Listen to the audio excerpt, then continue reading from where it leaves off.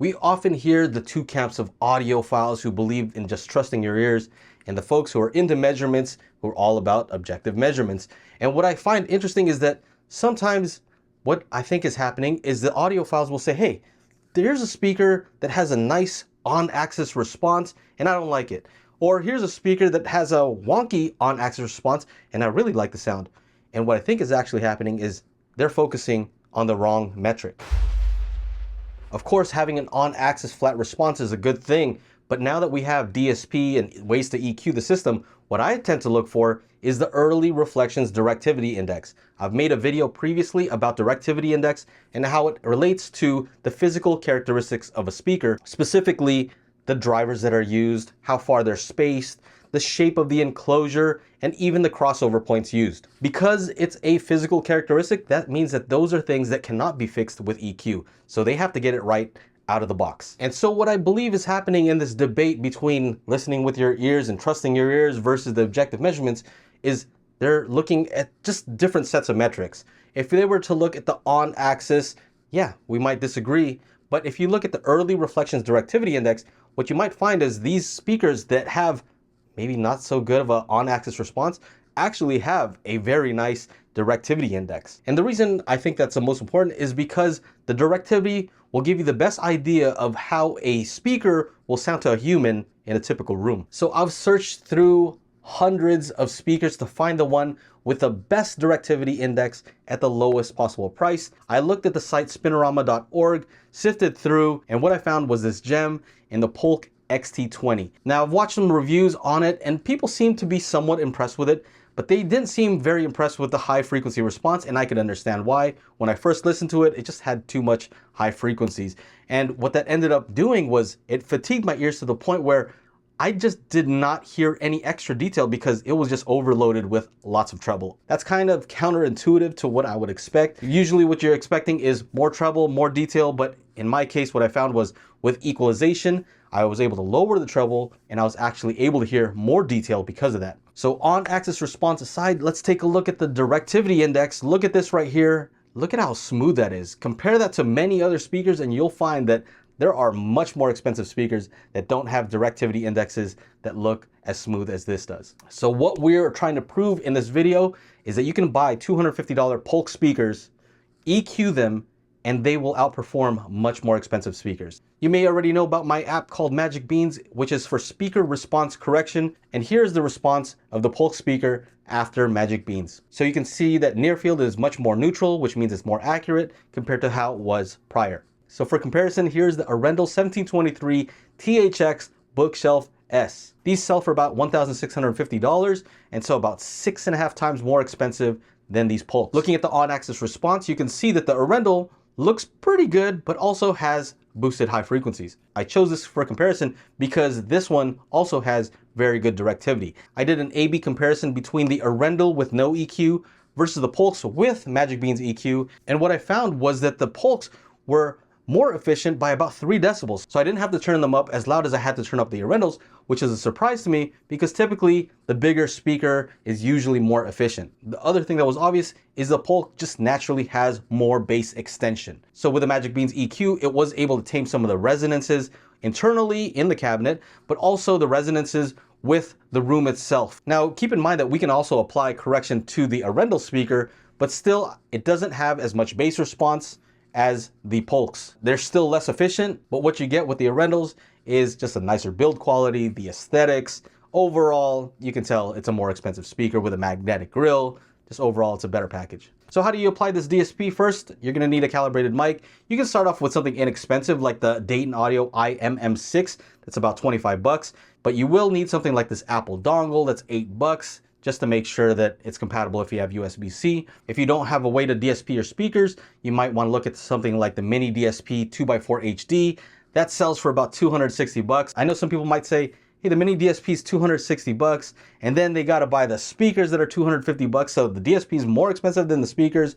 But keep in mind, if you add all this up, it's still less expensive than that Arendal 1723. A product that I've reviewed recently that I am very excited about is the WIM amp.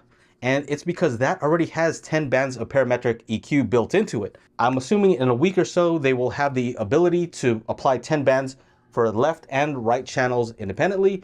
So that kind of eliminates the need for the mini DSP. You can buy the WIM amp for about 290 bucks on Amazon right now. I'll leave links to all these things in the description. And of course, I would recommend using my app, Magic Beans Audio. I'll leave a link in the description to that, and look out for future sales. Now, if you don't want to buy the app, you can also look at spinorama.org. It has recommendations for DSP that you can apply directly.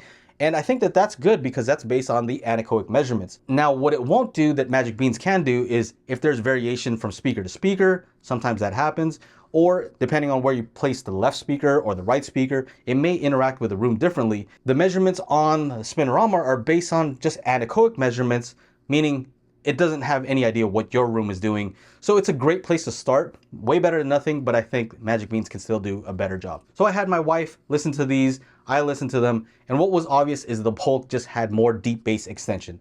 And I think that that influenced how she thought of them, and she said, hey, I like the Polk better. So what I ended up doing was I took off the high frequencies from both of them. I cut them off at 100 Hertz, so that kind of leveled the playing field, and still she preferred the Magic Beans EQ'd Polks to the Arendals, although with a high pass, it was much closer. Her main comment to me was that speaker manufacturers probably won't like me if I'm promoting this app because it makes these inexpensive speakers sound so good that they compare with more expensive speakers. And she's right, except for the fact that something like these Arendals would actually take very well to EQ. So with EQ themselves, they might be able to outshine these Polks in various ways. For example, the Arendals were really made to play loud. So if you're using these in a larger theater, the Arendals are going to be able to play louder and stay clean, have lower distortion than the Polks. And I think that's what Arendal was going for. So I'll let you guys decide for yourself.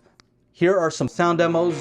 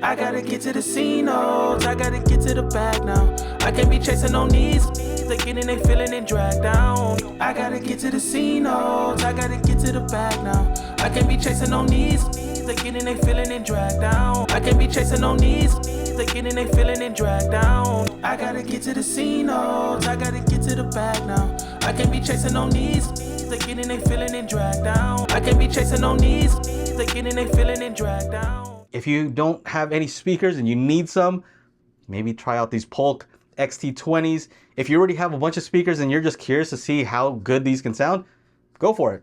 They're on Amazon. If you don't like them, just send them back and you can blame me and say, hey man, those speakers really suck. But what I'm saying here is out of the box, they're okay. They're okay. With calibration, I think you might be surprised how good these actually are. And you don't need to spend a ton of money to be able to use calibration. get something like the WIM amp. Go to spinorama.org and type in the parameters that they have set there and enjoy your system. If you want to go a little bit crazier, then you can buy magic beans and calibrate each speaker independently based on your room, and you'll get an even better response. But I'm really excited about this because when I first started reviewing speakers over 5 years ago, we didn't have these things. Most of the speakers, the affordable ones, they were really pretty bad. The directivity on them was, it's hilarious. And the amps, they were just very basic. They just started with Class D. Now we have stuff like this WIM that has a better Class D chip, and it has DSP built in, all in one package at an affordable price. It has HDMI ARC, so you can plug it into your TV. To me, that would be a great system. I've been using this for the past 2 weeks. I'm completely happy with it, even without a sub. Of course, if I add a sub, it's gonna sound even better. But yeah, I'm excited about this, and I've been doing this for a while, and I have way too many speakers. So I bought these speakers with my own money because I was just really curious to see if my theory about Directivity Index was correct, and I believe it is. You guys let me know if you think so as well. If you try this, leave a comment down below. If you like the video, make sure to like, subscribe, ring the bell to be notified when I upload new videos. And if you want to see others that are related, one of these. All right, thanks for watching.